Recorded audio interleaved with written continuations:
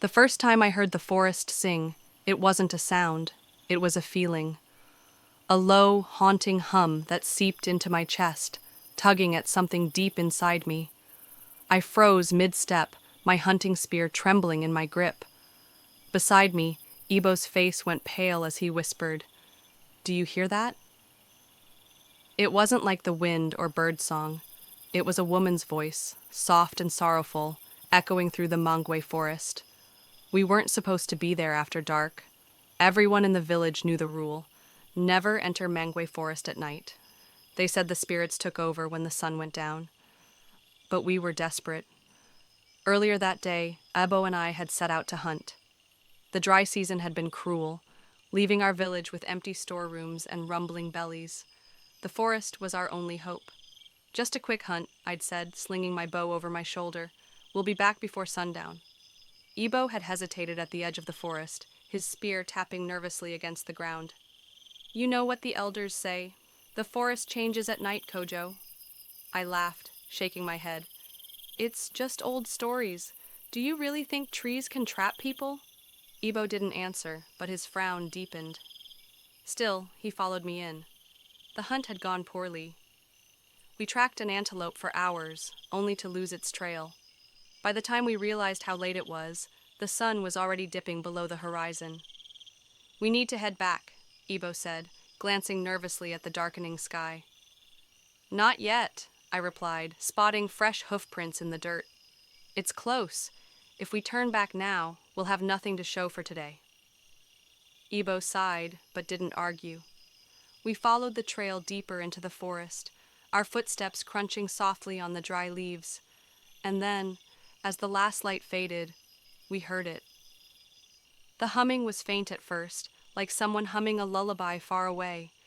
But with every step we took, it grew louder, clearer, and more unsettling. "Do you hear that?" Ebo whispered, gripping his spear tightly. I nodded, my pulse quickening. "It's just the wind," I lied, though the sound was unmistakable. "It wasn't wind." "It's her," Ebo muttered, his voice trembling. "Who?" I asked, my voice sharper than I intended. Ebo swallowed hard. "The woman they talk about, the one who sings to lure men into the forest." "Stop," I snapped. "You're letting the stories get to you."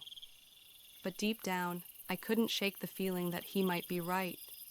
The sound pulled us forward, even as my instincts screamed at me to run. The trees grew thicker, their twisted branches clawing at the sky. The air felt heavy, almost suffocating, as if the forest itself were alive. Then we saw it. The clearing appeared out of nowhere, bathed in an eerie silver light. In the center stood a massive tree unlike any I'd ever seen. Its bark was white and glowing faintly, and its roots sprawled across the ground like the fingers of a giant hand. The humming was coming from the tree. "This isn't right," Ebo said, his voice barely above a whisper. "We need to leave. Now." But I was already stepping forward, unable to resist. As I approached the tree, the humming stopped. For a moment, the silence was deafening. Then a voice, soft and chilling, whispered right in my ear. "Why have you come?" I spun around, my heart hammering, but no one was there. "Kojo." Ebo's voice was shaky. "Look." I followed his gaze and froze.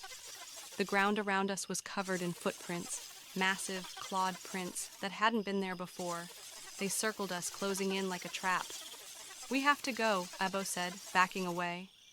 But as we turned, the path we'd come through was gone. The trees seemed to have shifted, their twisted branches forming an impenetrable wall. Then the humming started again. It was louder this time, more insistent, and it came from everywhere at once. The glowing tree seemed to pulse with the sound, its roots shifting like they were alive. "Run!" Ebo shouted, grabbing my arm. We bolted, crashing through the underbrush, the forest closing in around us. The trees seemed to move, their branches clawing at our clothes and skin. The humming grew louder, pounding in my ears like a heartbeat.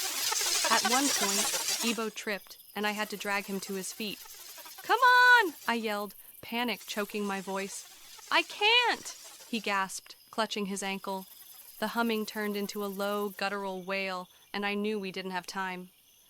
Somehow, I got him on his feet, and we kept running. Finally, we broke through the edge of the forest, collapsing onto the open ground. The humming stopped. The silence that followed was almost worse, thick with an unnatural stillness. I turned to look back, and my blood ran cold. The trees at the edge of the forest were moving, their branches swaying like goodbye. Ebo grabbed my arm. "Don't look," he whispered, his face pale. "Just don't look." We didn't speak of what happened for weeks. Ebo wouldn't even meet my eyes, but I could see the fear in his face, the same fear that haunted me every night. Sometimes in the stillness of the dark, I hear it again, that humming, soft, sad, and far away. And every time I feel it pulling me back.